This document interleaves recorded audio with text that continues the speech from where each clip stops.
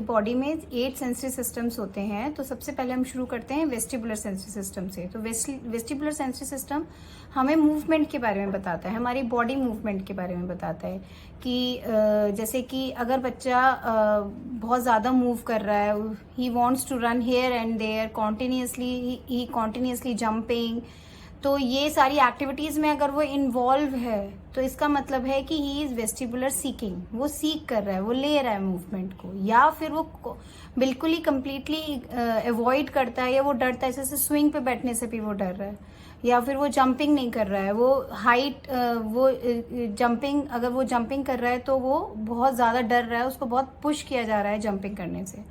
तो ये सारी चीजें होती है अवॉइडिंग। तो there are 2 types of kids होते हैं, जैसे कि जो या तो वो अवॉइडर होते हैं या सीकर होते हैं।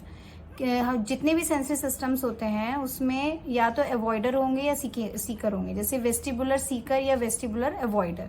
इसी तरीके से प्रोप्रियोसेप्टिव सेंसरी इशू में होता है। तो प्रोप्रियोसेप्टिव सेंसरी इशू हमारा बॉडी प्रेशर से रिलेटेड है।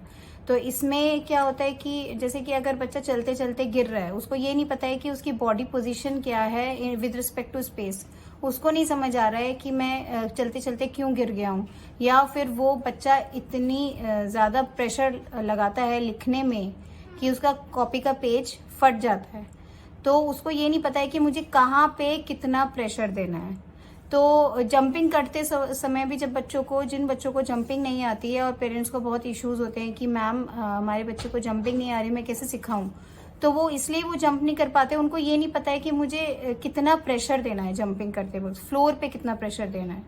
तो इस तरीके से हम बहुत सीक्वेंशियली स्टेप बाय स्टेप उनको सारी चीजें सिखाते हैं। तो इसमें भी अवॉइडर और सीकर होता है कि वो या तो बहुत ज़्यादा प्रेशर ले रहा है, बच्चे कुछ अनयूजुअल मूवमेंट करने लग जाते हैं, जैसे फिंगर्स का अगर इस तरीके से मूवमेंट कर रहे हैं, या फिर वो अपनी बॉडी को इस तरीके से स्क्वीज कर रहे हैं, अपनी फिंगर्स को स्क्वीज कर रहे हैं, तो इसका मतलब है कि ये प्रोप्रियोसेप्टिव सीकर है।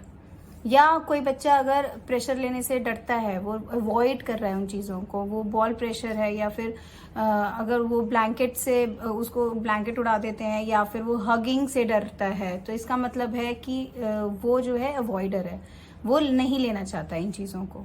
तो इस तरीके से छोटी छोटी चीज़ें हैं जो बच्चा एलिसिट करता है, दिखाता है, लेकिन पेरेंट्स को आइडेंटिफाई करना होता है कि क्या इसमें इश्यूज हैं, ये सेंसरी प्रोसेसिंग इशू है, और उसमें भी कौन से पर्टिकुलर टाइप का सेंसरी सिस्टम है, और उसमें भी बच्चा अवॉइडर है कि सीकर है।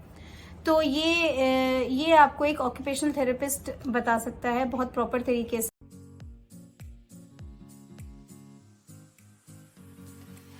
अब हम बात करते हैं वेस्टिबुलर सेंसरी डायट की। What is vestibular sensory processing issue? It is a sense of movement, any movement stimulate the vestibular receptors. तो इसमें हम चाहे बच्चा वेस्टिबुलर सीकिंग है, चाहे बच्चा वेस्टिबुलर डिफेंसिव है, तो उन दोनों ही केस में हमें उसको सेंसरी डाइट देनी होगी।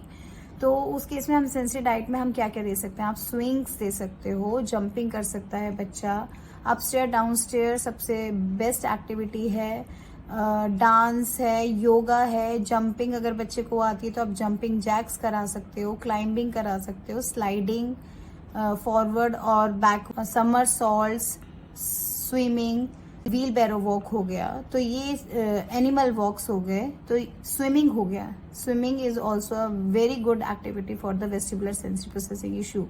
तो ये सारी एक्टिविटीज हैं, चाहे तो आप घर पे करा सकते हो, आप पार्क में करा सकते हो, स्विमिंग है, साइकिलिंग है, ये आप बाहर एक्टिविटीज करा सकते हो बच्चों को। तो जब बच्चों की ये नीड्स हैं, वेस्टिबुलर सेंसरी प्रोसेसिंग नीड्स हैं, तो इनको आपको फुलफिल करना है, तो ये एक्टिविटीज आप करा सकते हो।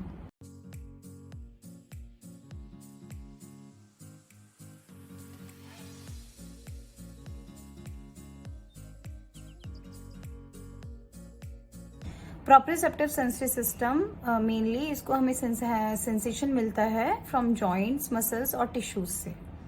जैसे कि आप एक्टिविटीज इसमें करा सकते हो सारी वेट बेरिंग पॉस्चर्स जहाँ पे आप हाथों का वेट या पैरों का वेट दे रहे हो, जैसे कि हॉर्स पोजीशन करा रहे हो, बियर पोजीशन करा रहे हो, या फिर बॉल पे उल्टा लेट के हैंड्स पे वेट दे रहे हो। तो इस तरीके की सारी पोजीशंस हो गई जॉइंट कंप्रेशन पोजीशंस और वेट बेरिंग पोजीशंस। इसमें मेनली जॉइंट कंप्रेशन होता है, या फिर आप हैंगिंग करा सकते हो। हैंगिंग में जॉइंट ट्रैक्शन होता है, इससे भी बहुत अच्छा प्रोप्रियोसेप्टिव सेंसरी इनपुट बच्चों को मिलता है।